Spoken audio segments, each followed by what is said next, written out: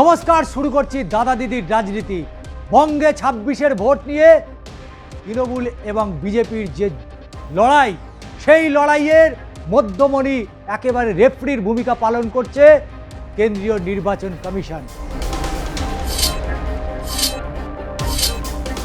মমতা বন্দ্যোপাধ্যায়ের একের পর এক প্রকল্পকে বারবার আঘাত করার চেষ্টা করছে ভারতীয় জনতা পার্টি।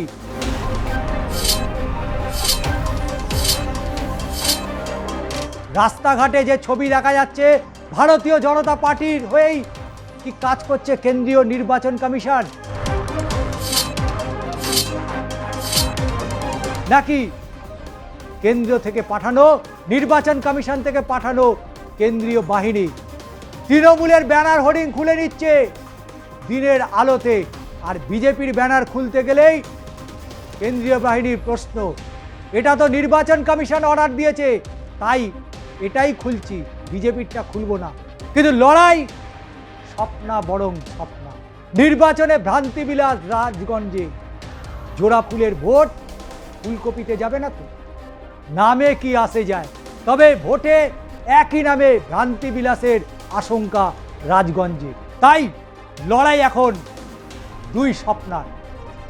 একদিকে স্বপ্না বর্মন ফুলকপি, আর একদিকে স্বপ্না বর্মন ঘাসফুল।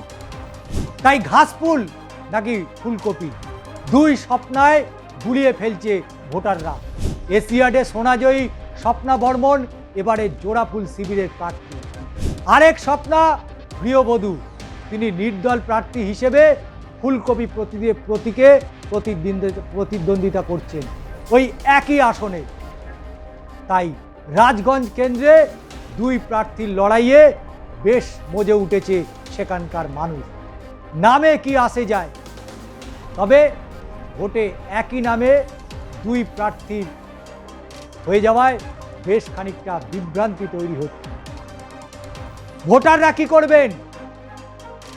ফুলকপি গরমে খুব একটা এখন মানুষ খেতে চায় না, কিন্তু শাসক বলছে তারা ২৯৪টি আসনে তারা টেক্কা দেবে।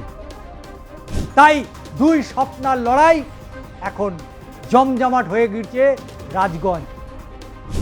খেলার ময়দান থেকে সরাসরি রাজনীতির আঙিনায়।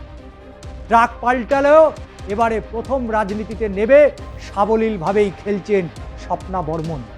তবে তার প্রার্থীপদ ও মনোনয়ন নিয়ে জলঘোলা জটিলতাও কম হয়নি। এনওসি পেতেও বিস্তর ঝুঁকি পোয়াতে হয় তাকে।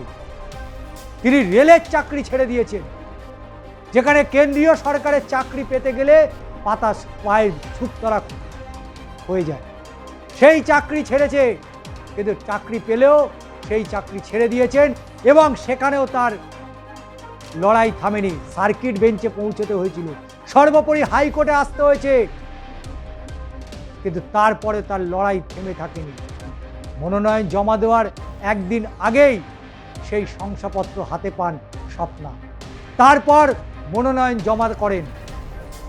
মাঝে বাবার মৃত্যুতেও শোকে মুহ্যমান ছিলেন স্বপ্না। একদিকে তার সমর্থনে রাজগঞ্জে এসে সভা করে গিয়েছেন রাজ্যের second in command Abhishek Bandyopadhyay. জেতার বিষয়ে অনেকটাই আশাবাদী স্বপ্না। তার প্রথমবারের নির্বাচন, তিনি ট্র্যাক বদল করেছেন। সেই ট্র্যাক বদল করলেও রাজনীতিতে তিনি একেবারে পোক্ত হয়েছেন। আর আরেক স্বপ্নার মনোনয়ন কিছুটা বিড়ম্বনায় ফেলেছে বলে মনে করছেন রাজনৈতিক মহলের একাংশ। তবে প্রকাশ্যে এই বিষয়টিকে গুরুত্ব দিতে নারাজ আর এক স্বপ্না।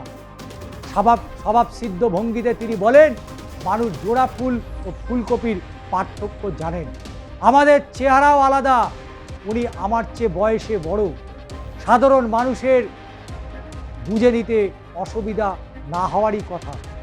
জেলার তৃণমূল সভানেত্রী মহুয়া গোপ ও রাজগঞ্জের বিধায়ক খগেশ্বর রায় প্রায় একই সুরে বলেন, সোনাজয়ী স্বপ্না বর্মনকে রাজগঞ্জের মানুষ ভালো করেই চেনেন।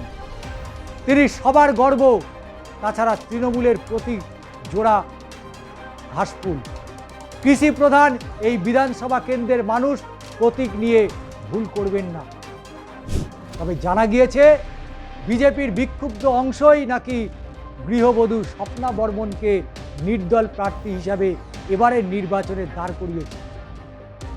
রাজগঞ্জে বিজেপির বর্তমান প্রার্থী হিসেবে দীনেশ ওরফে হারাধন সরকারকেই অনেকেই মেনে দিতে পারেনি। তাই বিজেপির প্রার্থীর ওপরে ক্ষোভ ছিল, সেই ক্ষোভ প্রশমিত হলেও ভেতরে ক্ষোভের আঁচ এখনো নেবেনি। তাদের একাংশ প্রধান পাড়ার স্বপ্না বর্মনকে নির্দল প্রার্থী হিসাবেই দাঁড় করান। জানা গিয়েছে বিজেপির বিক্ষুব্ধ অংশই নাকি গৃহবধূ স্বপ্না বর্মনকে একেবারে সামনের সারিতে নিয়ে আসার চেষ্টা করছে। কারণ এখানে বিজেপির প্রার্থীকে তাদের পছন্দ হয়নি। বিজেপির বর্তমান প্রার্থী হারাধনকে মেনে নিতে পারছেন না তারা।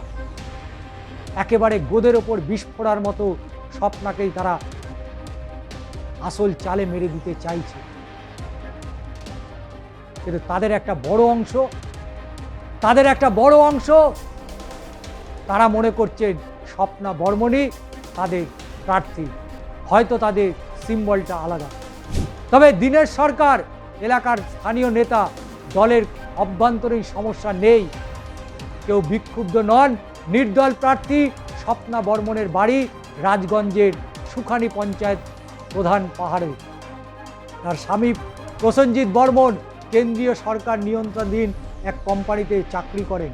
নির্দল প্রার্থী হিসাবে স্বপ্না 2013 সালে রাজগঞ্জ কলেজ থেকে বিএ পাশ করেছিলেন। সমাজকর্মী হিসেবে সামাজিক কাজ করার সুবাদে তাকে অনেকেই চেনেন। এখন নিজের প্রচার শুরু করে দিয়েছেন স্বপ্না।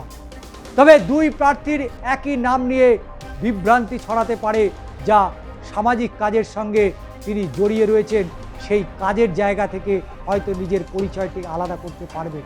তার পরিবারের সদস্যরা রাজনৈতিক দলে থাকলেও তিনি এসব থেকে অনেক দূরে ছিলেন। এলাকার অনুন্নয়ন সমস্যাগুলিকেই তার নির্বাচনী যুদ্ধে নামিয়েছেন। তবে মাঠে নামার ঠেলায় তিনি মূলত আর সময় দিতে পারছেন না তার বিভিন্ন সামাজিক কাজে।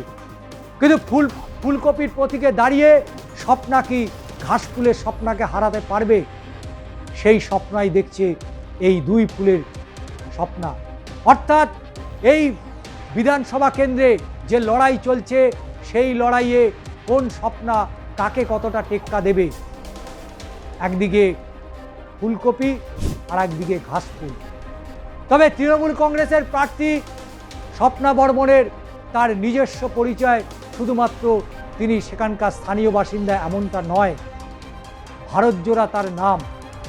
এবং তার উপরে অল ইন্ডিয়া তৃণমূল কংগ্রেসের তিনি প্রার্থী হয়েছেন। তার প্রার্থী, তার সংগঠন রয়েছে, বুথ লেভেলে তার সংগঠন রয়েছে, এলাকায় তার সংগঠন যথেষ্ট মজবুত। কিন্তু বিজেপি তার নিজস্ব প্রার্থী থাকা সত্ত্বেও স্বপ্না বর্মনকে ফুলকপি চিহ্নে দাঁড় করিয়ে দিয়েছে। তাই বিজেপির গোষ্ঠী কোন্দল যে প্রকাশ্যে, তা কিন্তু একেবারেই স্পষ্ট হয়ে গিয়েছে। তাই রাজগঞ্জের এই বিধানসভা কেন্দ্রে কোন স্বপ্না বাজিমাত করবে, তার উত্তর অবশ্যই আগামী 4 মে স্পষ্ট হয়ে যাবে। মানুষ কাকে বেছে নেবে, গরমের ফুলকপি নাকি শাসক দল তৃণমূল কংগ্রেসের ঘাসফুল।